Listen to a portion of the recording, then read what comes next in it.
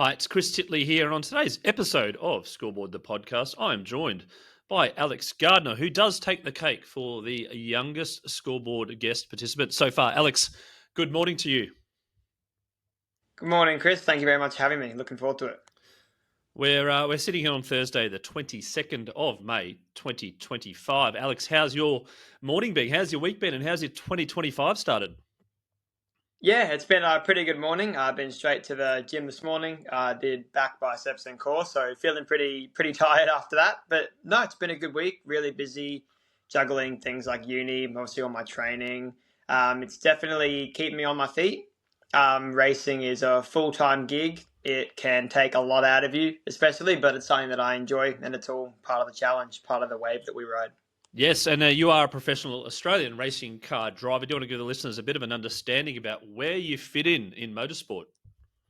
Yep, sure. So basically, yep, I am a professional driver here in Australia. I'm racing a Aston Martin Vantage GT3, which is a pretty cool thing to say. It's a dream come true for me. I'm the youngest in the category by a good 5 or 6 years, I think it can even get up to. So definitely really young, but I've been given the opportunity to do it and essentially just keep chipping away at it. And international endurance racing is my goal. International endurance racing. Let's go back to the early days, Alex, about where this kind of interest was sparked, the first early memories of driving. Yeah, for sure. So I'd always loved cars since I was little. I'd watched the Cars movie about 20,000 times. Always had a little coffee table in my living room that I'd run little Hot Wheels cars around. I'd have them in pairs of two, line them up, do simulated races, make them crash. So I just loved it all from a very young age.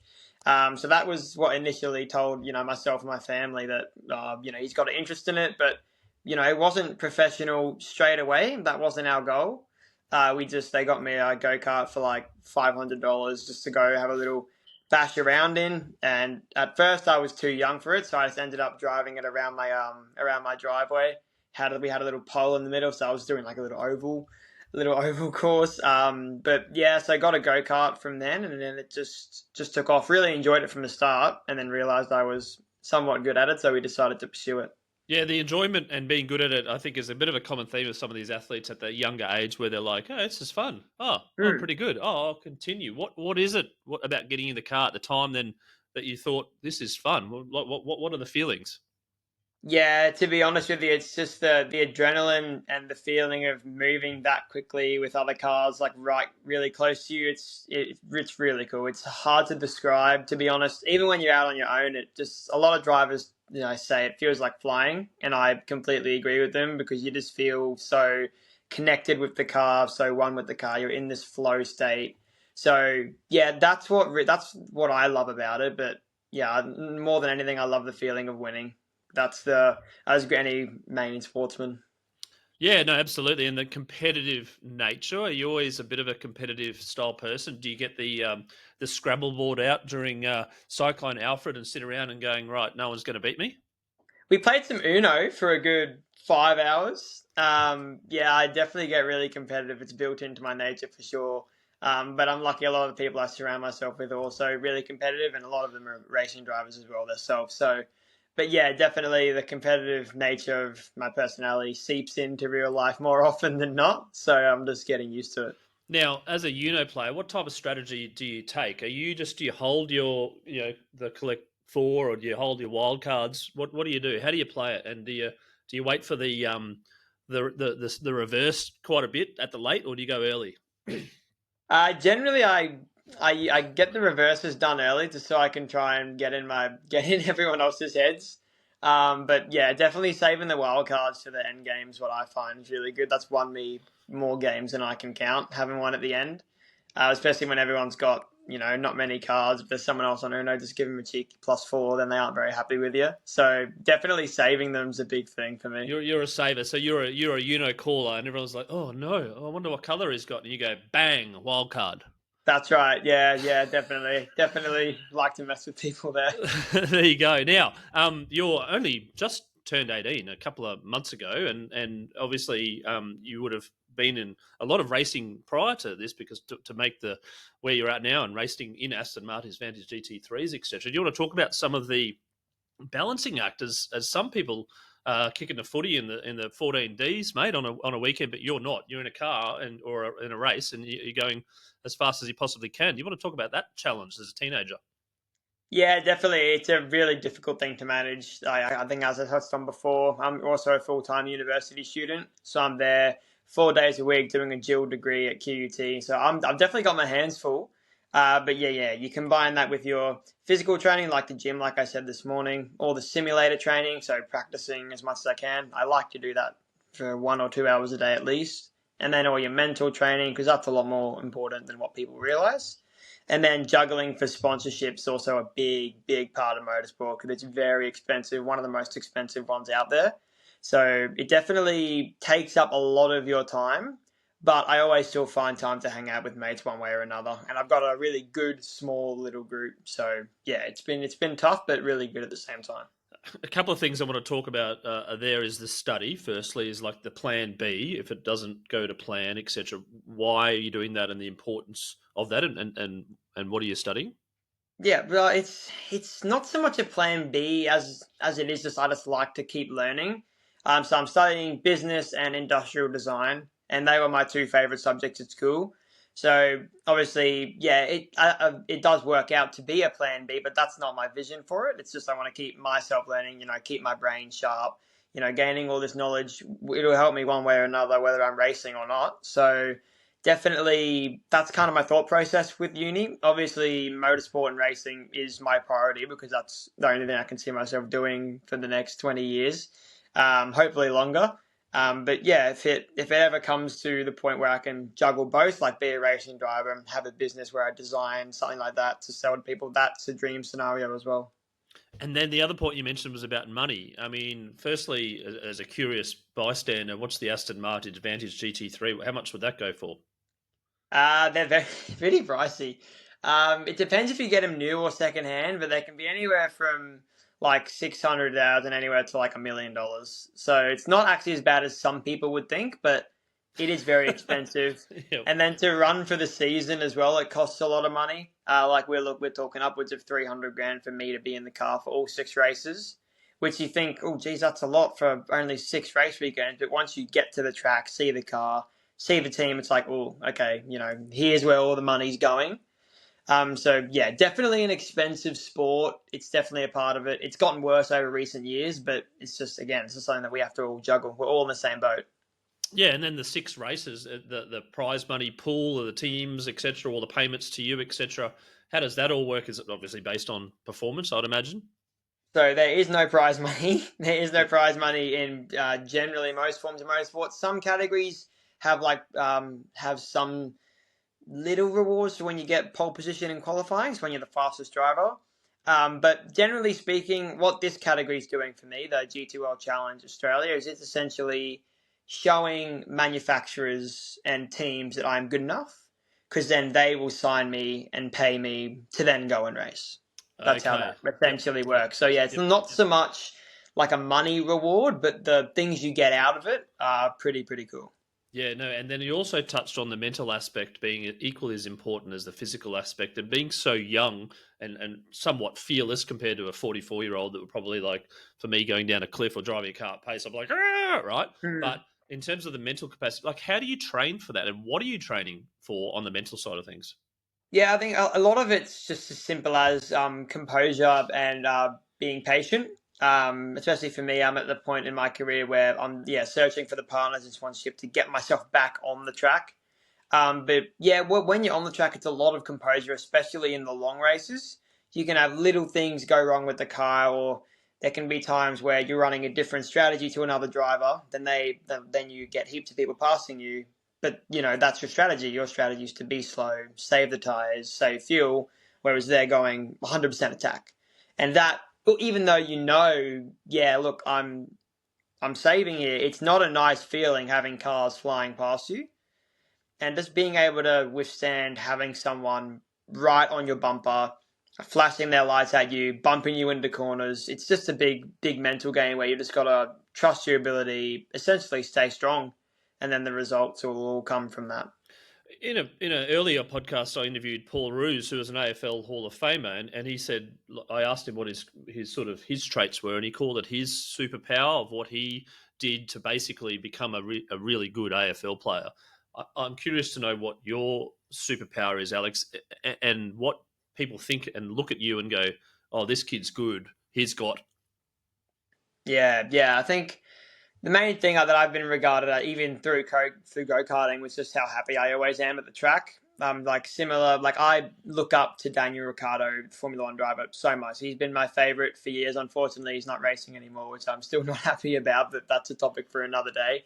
Yeah, I think definitely just I always strive to be as happy as I can, because I know that if I'm happier, I'm going to enjoy myself in the car more. I'm going to perform better as well. But I think as well, it's just how hardworking I am. Like you've got to outwork everyone else if you want to be at the top. That's what Lewis Hamilton says that. Like all the greats in Formula One, they all say that. So I think it's a combination of those two, and then just my willingness to learn and just absorb like a sponge as much as I possibly can. And Alex, when you're working harder than everyone else and you're doing the reps, as they say, what reps are you doing? What is it? Is there a schedule, or is there a whole program that you think, okay, this is something that I'm going to create, or with the help of a team, etc.? Yeah, so I have got a really good team around me. So I've got a sports psychologist. His name's Stuart Walter. He works with us Athletes Secret Weapon. He's awesome. He's helped me so much with my mental game over the years.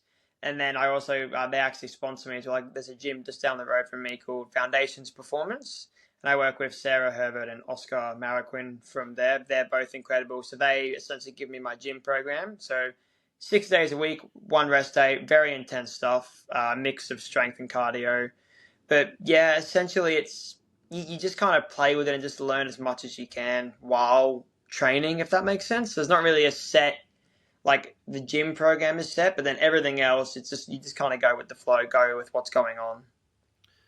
Yeah, and what about when it comes to things like if food habits and sleeping habits and little things that are sort of everyone goes through on a day-to-day basis? Yeah, definitely going to sleep as early as I can, waking up early because I got early starts at uni most days, so leaving well, not early, but leaving the house by like 6:30 or 7:30. So got to get to the gym early, whether I actually get down to the gym or do it in my home gym here. Either way, I'm still doing the workout. But yeah, definitely. Trying to think of what my bedtime is. I don't know if I have a designated bedtime anymore, You don't but have a set probably bedtime? It's like 9:30 or something, yeah. or a bit earlier? Well, my parents don't usher me into bed like they used to. But yeah, I'd say around 9:30, 10 o'clock. Around 9:30, 10 o'clock, probably when I That head to bed.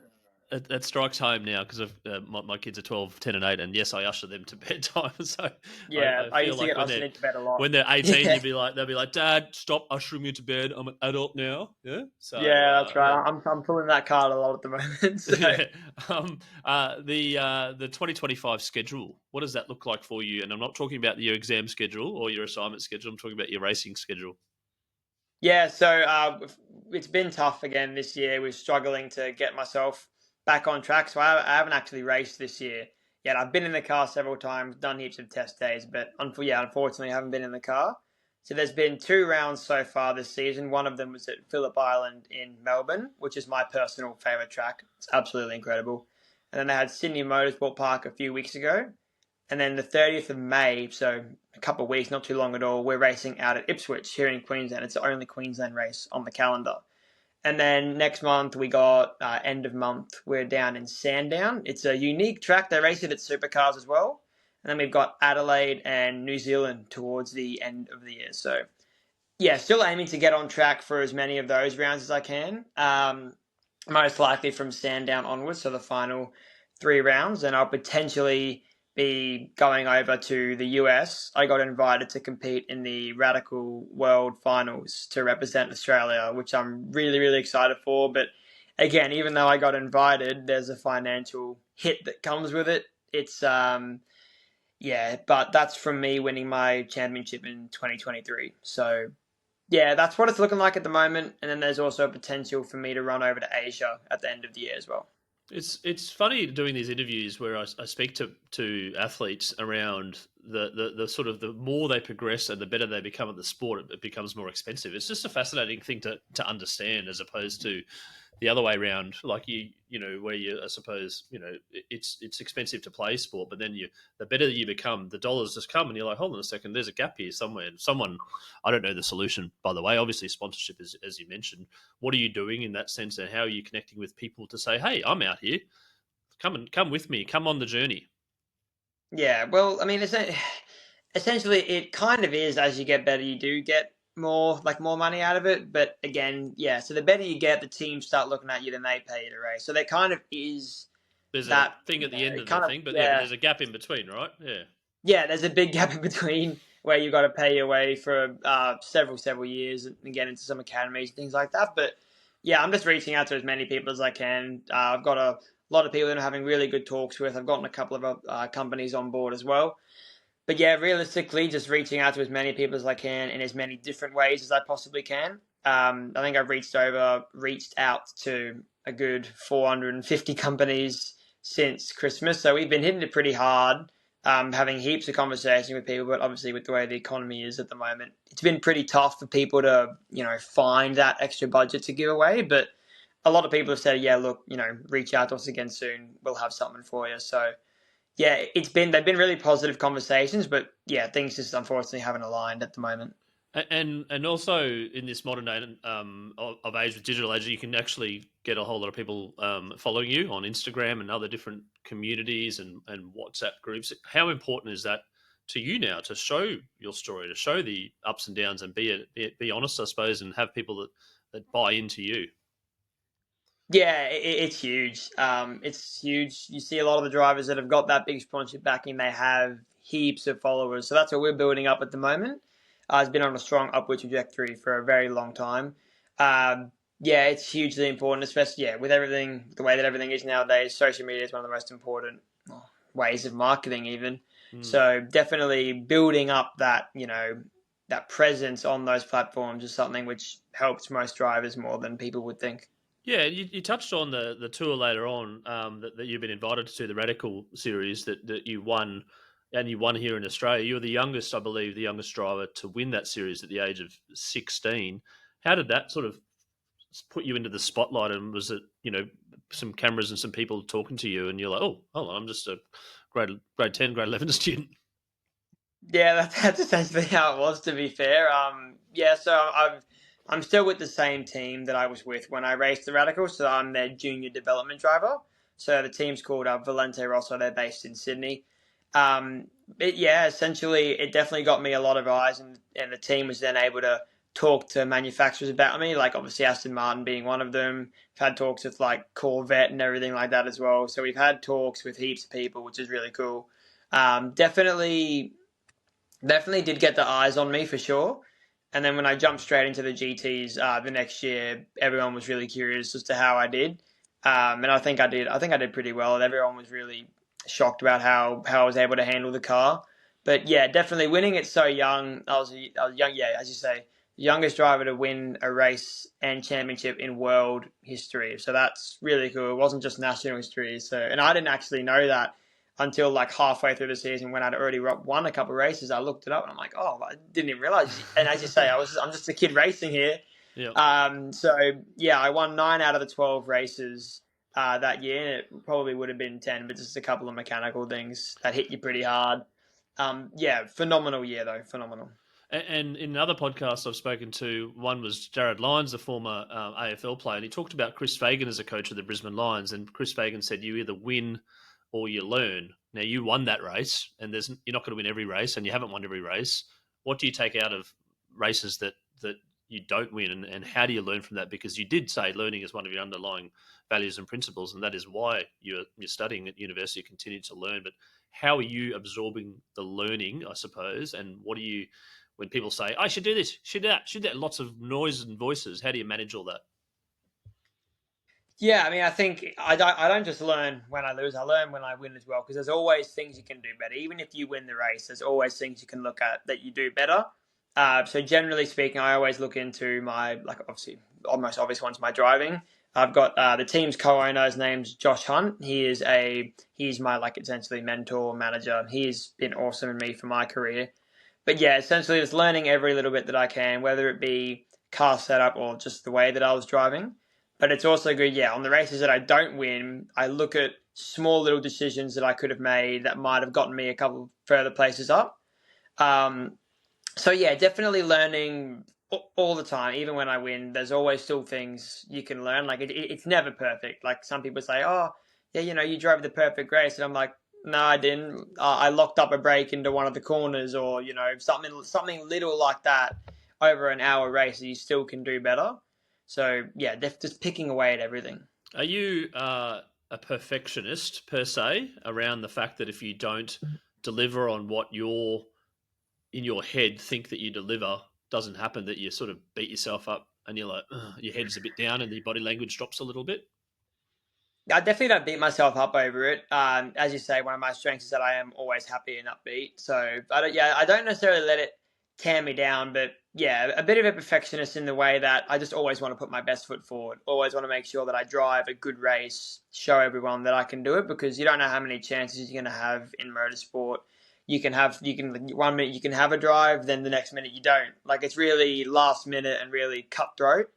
So yeah, definitely, yeah, a perfectionist in the way that I just want to make sure that I'm showing everyone how good I truly am, and putting my best foot forward always is one of the biggest things for me. Alex, you also touched on your favorite tracks to race. How much of the atmosphere do you take in, and I suppose how much, like, what makes a favorite track for you?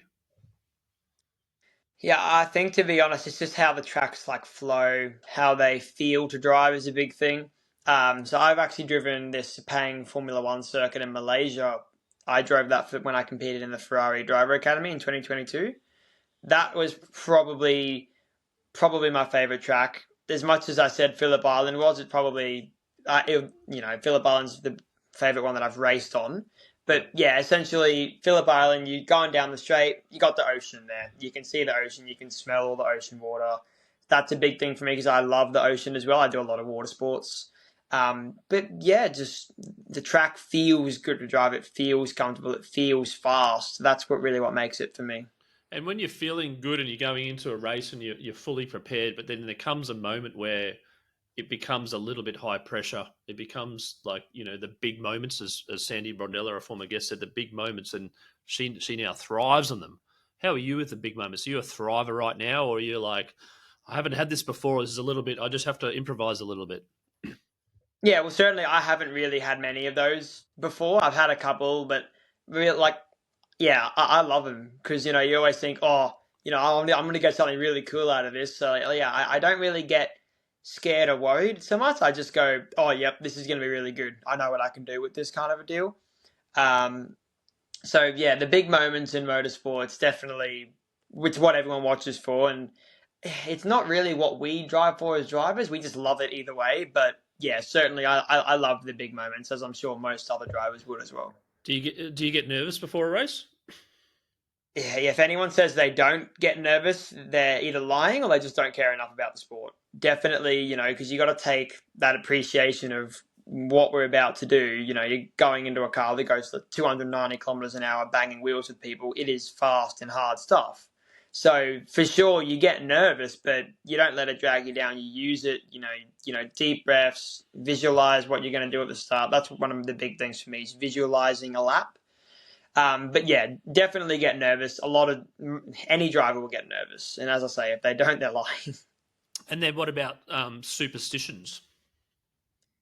I don't really have many superstitions as per se, but definitely there's things that I do that I believe that I have to before I get in the car. So always listen to music. I don't know if you've seen the movie Days of Thunder. Have you seen that movie? Yes, yeah, yep. Yeah, Days of Thunder. So I actually listened to the opening, the main theme from that song from that movie before I get in the car. So that's a little kind of little weird thing that I've got. But it just gets me in the zone and don't know why, I don't know how, but it works. And then yeah, just visualizing is one of my big things. But yeah, not really a superstition, as you say. Yeah, and the visualization, does that come from the team that's helped you around the tools, the mental tools, I suppose? And what the race is so long. What are you visualizing in your head? Are you visualizing the turn, the whole lap, the whole race? What are you visualizing? Yeah, so generally I visualize what I'm going to do at the start. when you're around other cars, you want to visualize a couple of different ways that you can navigate things so that you can be as ready as possible. But other than that, visualizing the whole lap, making sure I remember where all my marks are, make sure I remember what I need to do essentially. And yeah, it comes from the team around me. It's a hard thing to do to sit there, shut everything else out and just focus on the track. So one thing that I tend to do is I'll put my headphones on and have a video of me doing a lap going. So I've got the sound, but obviously I close my eyes so I can't see. That helps to just lock me into the car and nothing else.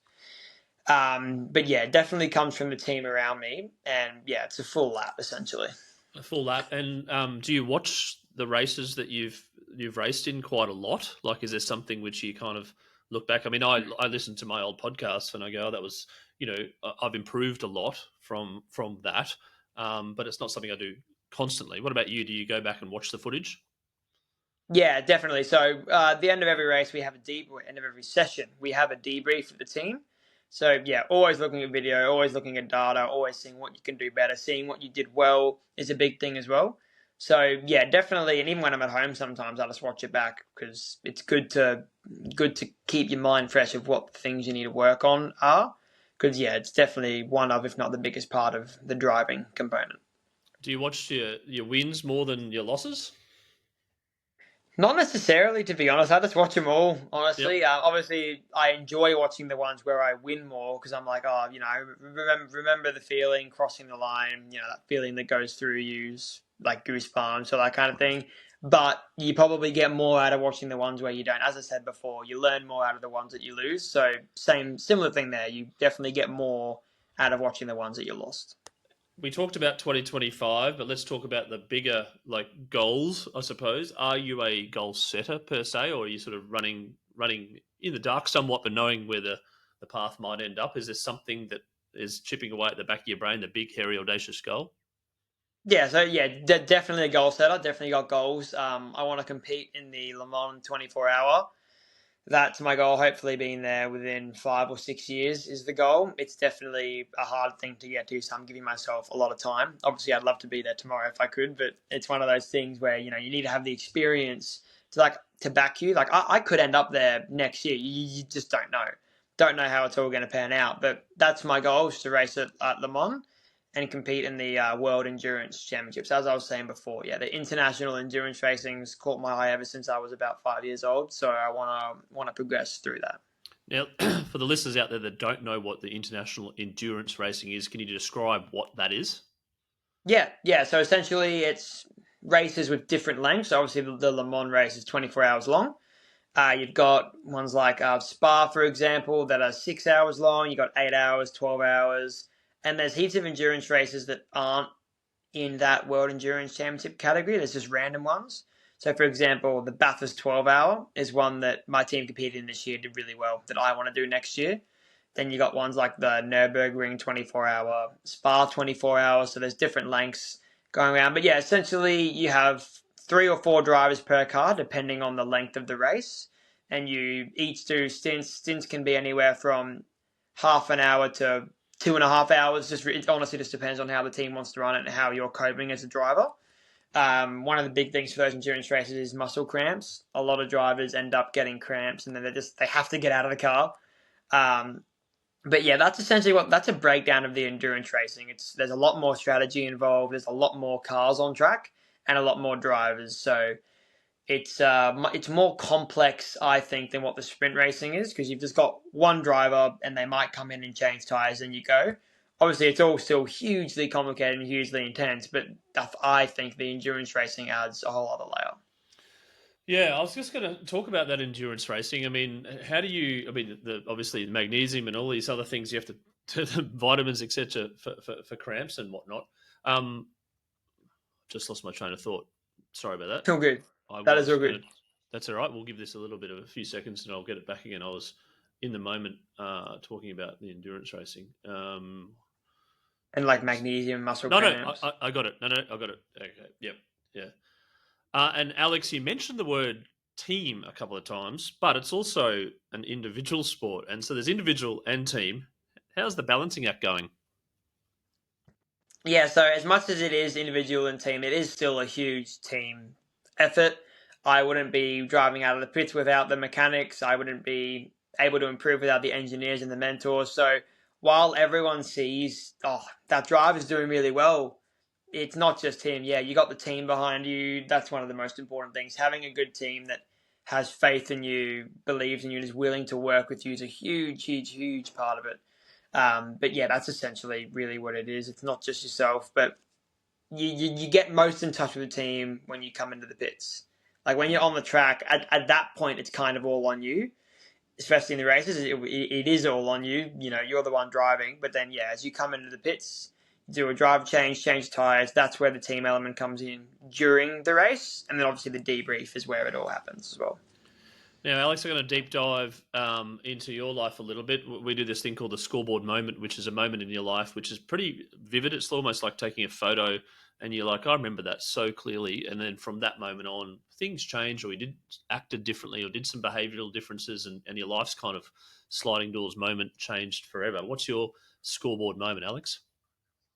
Yeah, so I remember, yeah, it's just very well. I remember being at the arcade down at the Carindale Shopping Centre on one of the racing things. And there's actually a photo as well of me on one similar, but that's not the moment that I remember. I remember me doing it. It was a Mario Kart one. And I just remember me crashing into everything, crashing into everyone, just having a good time. And I think, yeah, at that point, I realized that was before all the Hot Wheels stuff that I said.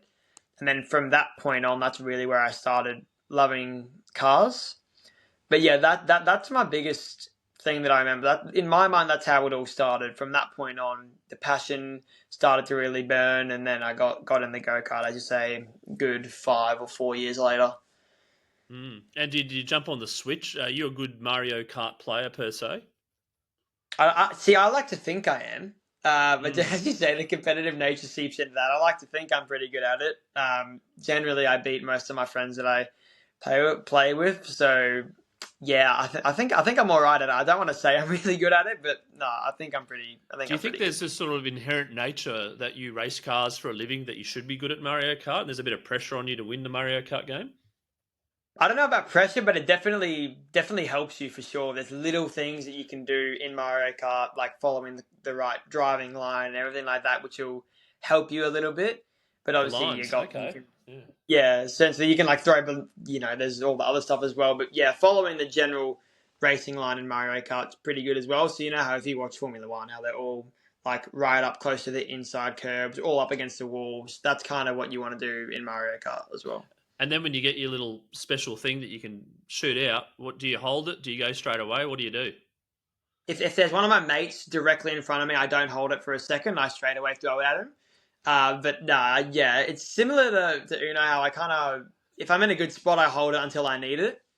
But if I'm in a sticky situation, I'll use it straight away so I can go straight to the next one. Because obviously you get the power ups through those little boxes as you drive around.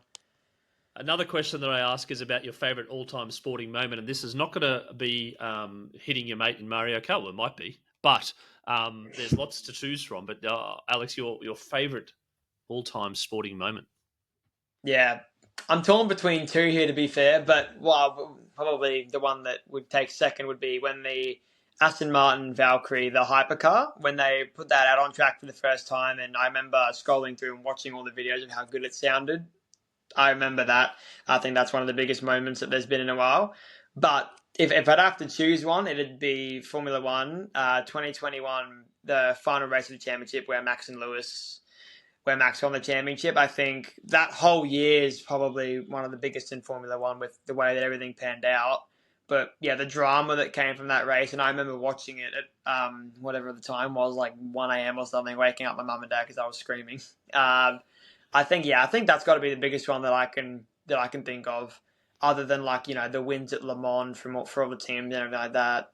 I think that's it. I think that takes the cake. Yeah, no, for sure. And it was just probably around the time the Netflix series started as well, I suppose. And do you get into your Netflix series, Drive to Survive? Yeah, I like it. It's actually interesting to see how Netflix twists some things. To be fair, I do watch it. I do really enjoy it. But yeah, so the Netflix series was out for a good 3 years. I know two, on 2018, 19. Yeah, a Yeah, it would have couple of been years 3 years in. before. Yeah, yep. Yeah, 3 years in. But yeah, I definitely do watch it because I love anything motorsport, so I'll always watch it. But yeah, it's quite interesting to see how they twist some things that aren't really that big of a deal, like rivalries between drivers when they're not really a thing. But no, it's a really good show. It's brought a lot of eyes to the sport, it's particularly so Formula One, which is huge. So definitely, I watch it and I love it. Now, I love putting competitive, high-performing professional athletes on the spot, and I do this thing called the Scoreboard Scramble. It's where you need to spell a word backwards. Now, it's related Oh, to one of our former podcast guests, and so I take it in little snippets and keep the trend going. One of the guests that I interviewed yesterday was Rupert McCall, who's a very acclaimed and famous sports poet, and Rupert is a staunch Queenslander and has written poems about Queensland. So I'm going to give you a word, and in 15 seconds, you're going to have to spell it backwards. Alex, okay. the word is Queensland. Your time starts now. Oh, geez. Okay, so DNALS.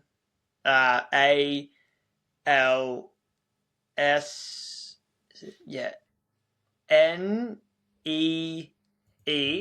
NEEUQ. Oh, UQ at the end, like the University of Queensland. And I think you nailed. Yeah, Look, to be honest with you, I actually didn't even write it down. So I'm just guessing that you just did that because I I should hope have that had I it in got my it screen. right. I should have had it in my screen Yeah, and going tick, tick, tick. But I actually ran out of time in preparation for this podcast to do that. So I think you yeah. nailed it. So I hope you did. Okay, I'd hope Um, so because I support me and my mum and dad. We all support Queensland and the state of origin. So I hope well, I got it right. Well, we'll go back to the what do they call the video replay on that if you did. Yeah, But we'll go back to the that was a VAR. pretty good effort, nonetheless on the spot because my brain would go DLS something. No, I'm done, tapped out. Yeah, So well it's pretty done. difficult to do those things, to be honest. Lucky Yeah. it's a word that I like say a lot and know. So Oh, there you go. Well, yeah. The next one. So the next guest is going to have to be one of your favorite sporting moments. So I might have to go back to the 2021 F1 as well and do that. Formula One I think backwards you would be a should little be bit really tricky. cruel. You should Yeah. be cruel and tell him to spell Verstappen backwards. That'd be really difficult. I don't even think I could do But what that. about Ricardo? Yeah, you could do Ricardo. All of them are pretty hard, to be honest. Yeah. But yeah, Okay, definitely from I'll yeah. give Le Mans a go. SNAMEL. I reckon I've nailed that. But anyway, off the top of my head. I Now don't think one so. pretty Oh, easy. Now maybe actually. I maybe don't know. we'll I see. forgot what you said, to be fair. Alex, one final question I mean, you're only 18, so it's amazing doing a podcast with you, and thank you for sharing that. But Thank you. someone a little bit younger than you, maybe in their teens or maybe growing up, that wants to be a professional race car driver in all different forms, what's some advice you want to give them? The main advice that it seems underlying, but you've just got to keep working as hard as you can. But the way that I would start is definitely just get into go-karts. It gets you the feel for racing with other people, gets you the feel for driving. Start getting sponsorship early. Start working on that from the right when you start karting. Even if you've got the money for the next few years, building up that support network around you is huge. It's huge, huge. So that's probably the main piece of advice that I would give. And alongside that, just take the negatives as a positive. Don't let them get you down. Because as I say, it's a huge mental game. So, staying sharp in the head is one of the most important things you can do. So get sponsorship young, start in karting, and just keep working. And don't let things phase you. Don't let people get in your head because a lot of that happens, especially around the track. Like I know it. You walk around and some of the other drivers talk to you and just say little things to try and take stabs at you. You just got to block it all out. Alex Gardner, it's been a pleasure to have a chat to you today. Congratulations on what you've achieved thus far at such a young age and the wins that you've had, and all the best for 2025 and potentially the next 20 years, as you said, as a professional race car driver. I wish you all the best. Thanks for catching up and looking forward to sharing and following your progress. Awesome. Thank you very much, Chris. Thanks for having me. Really enjoyed it.